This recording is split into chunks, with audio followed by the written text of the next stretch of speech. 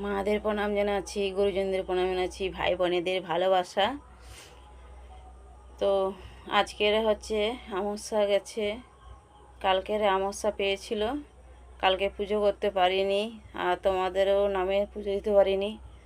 তো বাবন ঠাকুরকে পুজো করতে আসে, ওনার হচ্ছে ফোনে মনে হয় পয়সা নেই, ব্যালেন্স নেই, যার জন্য ফোন করতেছি, ফোনেও যায়নি।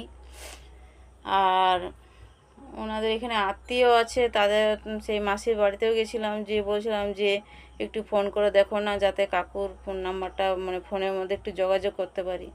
তো তাদের বাড়ির নাম্বারও নেই, এমন অবস্থা, মানে ফোনে যায়নি। দুটো ফোনে ফোন করতেছে, দুটো ফোনেই মানে ব্যালেন্স নেই বলে ফোনটা যার জন্য যায়নি, আর যার জন্য কথা বলতেও পারিনি, আর পুজোটাও করতে পারিনি। আমার এতটা খারাপ লাগছে যে মায়ের পুজোটা করব, সেটুকুই পুজোটা করতে পারলাম নি, যে ওই বামুন ঠাকুরের সাথে যোগাযোগ করতে পারলাম নি। মনটা এত খারাপ লাগে, তোমাদের নামেও পুজো দিতে পারিনি। হ্যাঁ, আর তোমাদের দেখিয়েছিলাম যে আমি ঘরে গেছিলাম, আর যে গুরু সাক্ষাৎ মানে একটা গুরুদেবের জন্য সাক্ষাৎ হয়েছে, মানে দেখা, আমাদের বাবা গুরুজি আসছিল আমার বাড়িতে, সেই দেশ বাড়িতে তোমাদের দেখিয়েছিলাম। তো বাবা সে মানে ভিডিওটা আমি ওনারও ভিডিওটা তোমাদের দেখাতে পারিনি, কেননা সেই এমন টাইমে আসছে, তখন রান্না টান্না করতেছি, আর তখন সেই ভিডিওটা করা হয়নি।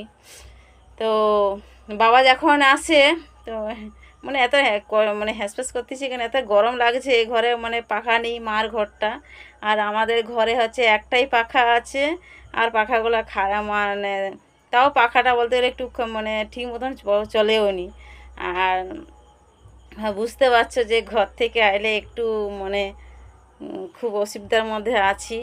আর তোমার দাদা সবে এই মানে কাজ চালু করছে, যার জন্য কাজ টাজ করলে তবু তো হাতে পয়সা, মানে পয়সা টয়সা আসবে, যার জন্য পাখাটাও সারাইতে পারিনি। আগেও সারিয়েছিলাম, পাখা সারিয়ে দিয়ে গেলে এসে দেখি না পাখাটা খারাপ হয়ে গিয়েছে। আর মার ঘরেও মানে পাখাটাও কিনা হয়নি। হ্যাঁ, ভাবি অনেক সময় যে মার ঘরে একটা পাখা দেবো, মাও খুব কষ্ট পায় বাতাস টাতাস খাওয়ার জন্য। তো দেখি তোমাদের আশীর্বাদ যদি থাকে ঠিক, হাতে মার যদি পয়সা আসে, তবে মার জন্য একটা পাখা টাকা খুব কেনার ইচ্ছা আছে। তো এ তো আর এখন পাখাটাও কিনা হলো নি। হ্যাঁ, এবার তো বর্ষা পড়ে যাবে, তো আগের বার চেষ্টা করবো আবার মার ঘরে পাখা লাগানোর জন্য। যার জন্য মানে মানে দেশ বাড়ি যখন যখন যাই, যা আমি নতুন উনান করছি, নতুন উনান করার পর দেখি না মানে ভাত হয়ে গেছে। ভাতটা মানে ঘরে রেখে, মানে বাইরে রান্না করি তো রান্নার শাল, আর তোমাদের দেখিয়েছিলাম ওই যে গেটটা, তোমাদের দেখিয়েছিলাম গেটের কাছে, ওইখানে আমাদের মানে আমার দেশ বাড়িতে যে তোমাদের ঘর, আমাদের বাড়ি দেখিয়েছিলাম সেই দেশ বাড়িতে। হ্যাঁ, তোমার দাদার হচ্ছে 4 ভাই, 4 ভাইয়ের মধ্যে আমরা এখানে থাকি, আর ওরা ওখানে 3 ভাই থাকে। আর ঘরের মধ্যে মানে সন্তান হচ্ছে বাচ্চা, মানে 11টা বাচ্চা। তা বুঝতে পারছো যে ওইটুকুনি ঘরের মধ্যে খুবই তারা কষ্টের মধ্যে থাকে। হ্যাঁ, যার জন্য আমিও ফাঁকে থাকি, কেন তারাও একটু ভালো থাকবে। হ্যাঁ, আর আমার দেবররা খুবই ভালো। হ্যাঁ, আর আমার জারা খুব ভালো, যাতে আমার সামনে শাশুড়িকে খুবই শ্রদ্ধা করে, খুবই ভালোবাসে, আমাকেও গেলে খুবই ভালোবাসে, আমাকে অন্যধন্য জীবনে করেনি। তো যাই হোক, তো মানে গুরুজি সেই আমি যখন রান্না করে মানে ভাত রান্না করে রেখে দিয়ে, মানে তরকারিটা সবে তরকারিটা তুলছি, তোলার পর দেখতেছি দিয়ে না আমাদের মানে গেটটা তোমাদের দেখেছিলাম, তো গেটটা পুরো মানে কেউ যদি বাইরে দাঁড়িয়ে থাকে কেউ দেখা যাবে নি, পাটা দেখা যাবে। তো দেখতে পাচ্ছি পাটা দেখা যাচ্ছে। তারপরে আমি বলতেছি বাবাজি চলো আসো, ভিতরে আসো। বলে হ্যাঁ বেটি আমি তো এসে আমাকে বলছে বেটি রাধে রাধে, আলে রাধে রাধে। তা দেখি না বাবাকে বসার জায়গা দিলাম, তো বাবা আলাদা মানে চেয়ার দিয়েছি। তো চেয়ারে বুঝতে চাইনি অবশ্য, কিন্তু তা বলে আসুন একটা। তা যেই হোক চেয়ারে বসার পর বাবাকে বললাম যে বাবা একটু তোমার চরণটা ধুয়ে দিই, আমার মনটা খুব চেয়েছে, আর আমার আত্মাটা চাইছে তোমাকে আমি একটু চরণটা ধুয়ে দেবো। তা বলছে বাবা মা দেখ, আমি তো কারুকে চরণ ধুইতে দেইনি, আমি পাকে কোনোদিন পা কারো ছুঁইতে দেইনি, আলি বাবা আমার আত্রাটা চাইছে, আর আমি তোমার চরণ একটু ছুঁবো। তা দেখি না আমি চরণটা মানে ওনার চরণটা ধুয়ে দিলাম। ধুয়ে সেই জলটা খাওয়ার পর মানে আমার আমার আমার এতটা শরীর খারাপ হইলো। তো সেই জলটা খাওয়ার পর দেখি পেটটা ব্যথা ব্যথা করছিলো, সেই জলটা খাওয়ার পর অনেকটা মানে সুস্থ মানে ভালো লাগছে শরীরটা। তো তারপরে কি তারপরে আসনে আর বাবা একটু আমার বাড়িতে সেবা করবে।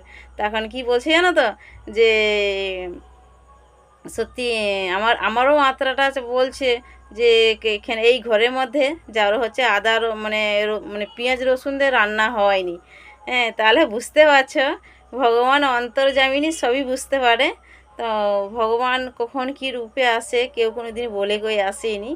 হ্যাঁ, তো আমি ভাবলাম যে সত্যি আমাকে অনেক দিন আগে স্বপ্ন দেখিয়েছিল যে এরকম রূপ ধরে যেন কেউ আমার বাড়িতে আসছে, আর যেন জল চাইতিছে।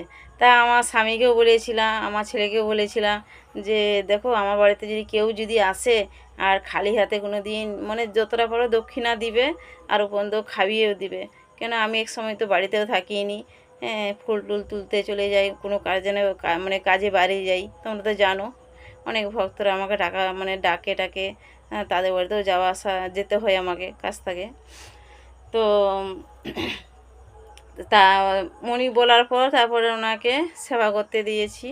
তো শুধুই ওই আলু তরকারি করেছিলাম। তখন বাজারটাও অনেকটা দূরে, তো তোমরা জানো ওখানে বাজারটা খুব দূরে বাজার। তা বলতেছে মা আর আচ্ছা ঠিক আছে আমি তোর বাড়িতে সেবা করব বলে আমি আসন টাসন পেতে জল টল ছড়িয়ে তারপরে মানে খেতে দিয়েছি। দেওয়ার পর খেলো, খাওয়ার পর বলল যে মা আমি তোকে একটা জিনিস মানে হ্যাঁ মানে একটা জিনিস তোকে দিয়ে যাব। বলার পর দেখি না আমাকে যে শিবের যে মালা থাকে তোমরা তো জানো, আমার উচ্চারণ হয়নি। তো সেই পাঁচমুখী যেটা সেইটা আমাকে দিল একটা। দেওয়ার পর বললো মা এটা খুব সাবধানে রাখিস। হ্যাঁ, আর অনেকে তো মানে এটা থাকলে তোর খুবই ভালো হবে। বলার পর আমাকে দিল। বলে আমি এত লোক আছে আমি কি কারোকে দিতে পারিনি, কিন্তু তোর এটা দরকার। আমাকে বলল তোর এটা দরকার, তুই কাছে রাখ।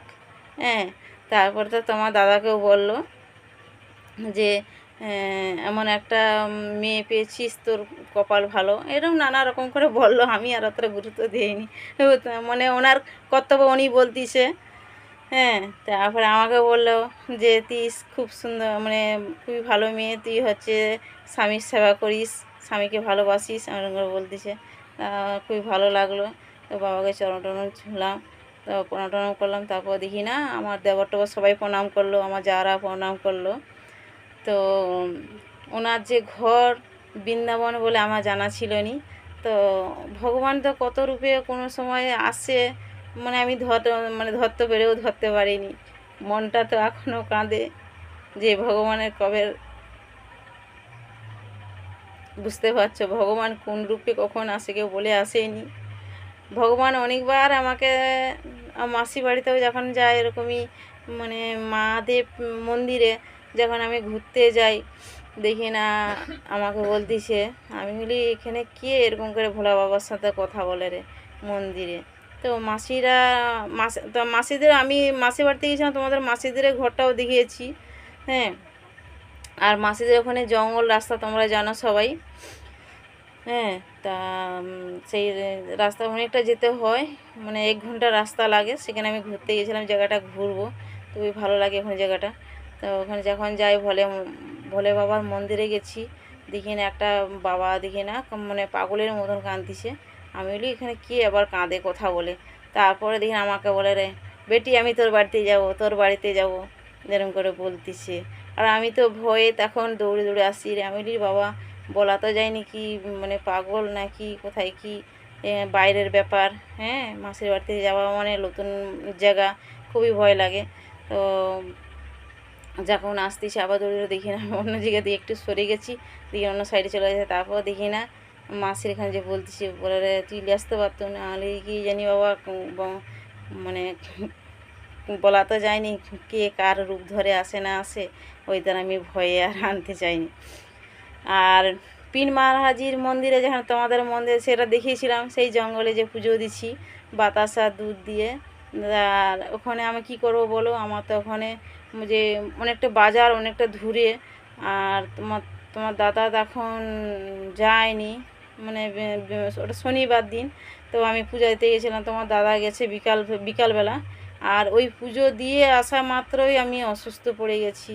কেননা এখানে আমি মায়ের পুজো করি, তোমরা জানো, সবাই তোমাদের দেখাই, হ্যাঁ, পুজো করে সবাইকে তোমাদের নামে পুজো দিই। তো সেদিনকার আমি এখান দিয়ে ঘর দিয়ে বাড়ি গেছিলাম, বৃহস্পতিবার দিন আমাবস্যা পুজো ছিল। আর আমার মাসি তোমার দাদাও সেখানে ফোন করতেছে যে কিরে কবে বাড়াবি। আর আমি জানি পুজো করে বাড়াবো, তোমার দাদাও বলতেছে বলে পুজোটা করে তুই আসবি। তো মাসির ছেলের মেয়ের হচ্ছে তার হচ্ছে আমার মাসির মেয়েটা মানে পিঙ্কি মারা গেছে। আর ওনার আমার বোন, হ্যাঁ, তার ওরও হচ্ছে যে একটা মেয়ে আছে একটা ছেলে আছে। আর আমার মাসি দেখাশোনা করে, মানে তাকে মানুষ টানুষ করে। তো তার বাবা হচ্ছে বাইরেও থাকে। আর মেয়ে তার মানে বাচ্চাগুলো জ্বর হচ্ছে বলে মাসি বলে দেখ আমি থাকতে পারবো নি, আর তুই কি করবি দেখ, তুই যাবি না থাকবি দেখ। এখন আমি কি করবো বলো তো, আমি একা কি আর অতটা পর যেতে পারবো? তোমরা তো জানো 3 দিনের রাস্তা, আর একা দ্বারা হয়নি। তো তোমার দাদাও ওদেরকে বলতেছে বলে পূজাটা সেরে আসবে, আর আমি এখানে পূজা সেরে যাব। আর মাসিও বলতো না, আমি এক পা করে বাড়ি চলে গেছি। আর বাড়িও যেয়ে মাসির বাড়িতে যেয়ে আমি মানে 3 দিন 3-4 দিন যে বিছনায় পড়ে আছি, আমি তো ভাবিনি আর বাঁচবো নি, মনে হয় যা অবস্থা। হ্যাঁ, সেই মানে পায়খানা বমি যে কি মানে নিক্ষারে খাইনি, জলটা যে খাচ্ছি জলটা উঠে গেছে। আর তোমাদের সেটা ভিডিও করে দেখা দিইনি। তো তা তোমার দাদা যখন যায়, তোমার দাদার অবস্থাও তোমাদের দেখিয়েছি। তোমার দাদা পুরো কালো পড়ে গেছে পুরো যেন। সত্যিকার একটা মানে বউ না থাকলে কাছে যা মানে তার যে কতটা কষ্ট হয়, একমাত্র যারা বউ ছেড়ে থাকে তারা জানে যে কষ্টের মধ্যে থাকতে হয়। হ্যাঁ, তো তারপর হচ্ছে তোমার দাদা বলতে যে এত রোগা হয়ে গেছে, এত কালো পড়ে গেছে। হ্যাঁ, কিছুদিন হাফ দিন রুটি খায়, হাফ দিন রুটি খায়নি। হ্যাঁ, খাওয়া দাওয়া ঠিক মতন করেনি। হ্যাঁ, আর তা আমার শাশুড়িও বলতেছে দেখ তোর ছেলের এখন খাওয়া দাওয়া ঠিক মতন করেনি। হ্যাঁ, আর তা একটু নালে চলায় নালে। তা সে ঘরে যেয়ে তারপর তোমার দাদাকে আবার সঙ্গে করে আনলাম। তো জানো তোমার দাদা ওখানে আমাকে আনতে গেলো। আর মাসির ঘর থেকে দুটো ট্রেনে যেতে হয়। তাহলে বুঝতে পারছো আমার মাসিটা কত দূর। আমার মাসি 3-4 ঘন্টা রাস্তার মধ্যে আছে। আর আমাদের হচ্ছে অতটা মানে ছাড়াছাড়ি আছি 3-4 ঘন্টা রাস্তার মধ্যে। আর এখান থেকে গেলে পুরো 3 দিন লাগে ট্রেনের মধ্যে। তাহলে বুঝতে পারছো আমি কতটা দূরে থাকি, মানে আমার তোমার দাদার বাড়ি। হ্যাঁ, তো সেখানে এখানে আছি, এখানে তো তোমরা জানো এখানে মায়ের পুজো পাঠ করি। আমার শাশুড়িও যা চায় তার ছেলে যেন ভালো থাকে, আমার যার জন্য আমার শাশুড়িও রাজি। আমার শাশুড়ি বলে না তুই থাকো ওখানে, হ্যাঁ, আর তোমরা ভালো থাকো সবাই। আর আমার শাশুড়ি যখন আসি তো আমার তখন এতটা খারাপ লাগছে, আমার শাশুড়িও কাঁদতিছে আর আমিও কাঁদতেছি। একটাই কেন দুঃখ লাগে জানো তো, আমার নিজের বাবাও নেই, আর আমার বাবাও তো মারা গেছে। আর আমার শ্বশুরটাও মানে আজ 1 বছর হলো, 1 বছর মারা গেছে। হ্যাঁ, আগের হচ্ছে মাঘ মাসে মারা গেছিলো। আর ওনাদের হচ্ছে আমাদের মানে তোমাদের দাদা আমাদের হচ্ছে মানে তোমার দাদার ওই হোলি পূর্ণিমায় যে মারা যাক, হোলি পূর্ণিমায় বছরই ওনাদের তুলে দেয়। হ্যাঁ, যার জন্যে বছরই উঠে গেছে, তার কোনো সমস্যা নেই। আর তোমাদের মানে এতটা তোমাদের সঙ্গে আমার এতটাই ভালো লাগে, তোমরা আমাকে এত ভালোবাসা দাও। আর তোমাদের সামনে না এলে আমার মনটা এতটা খারাপ লাগে যে তোমাদের সামনে একটু কথা বলবো, তোমাদের সঙ্গে একটু থাকবো, আমার খুবই ভালো লাগে সত্যিকারে। আর তোমরা আমাকে এইভাবে ভালোবাসা দিও, আর আমার পাশে সবাই থেকো, যাতে তোমরা সবাই আশীর্বাদ করো। আর মার আশীর্বাদ তো আমার আছে, আর তোমাদেরও আশীর্বাদ তোমরা যেন করো, যাতে আমার মায়ের মন্দিরটা যেন করতে পারি। হ্যাঁ, আমার একটাই যেন আশা, জানো তো, আমি যেন মায়ের মন্দিরটা যেন করে দিয়ে যেতে পারি, এইটুকু আশা। আর আমার আর কিছু আশা নেই। হ্যাঁ, যে আমি যে আমার ভগবান তো আমাকে যেই আলু ভাতে ভাত, সেটা তো আমি শান্তি মনে খাচ্ছি বলো, আর আনন্দেই তো খাচ্ছি, সেটাই তো অমৃত। সেটা অমৃতের মতন কোনো ইয়ে আছে বলো?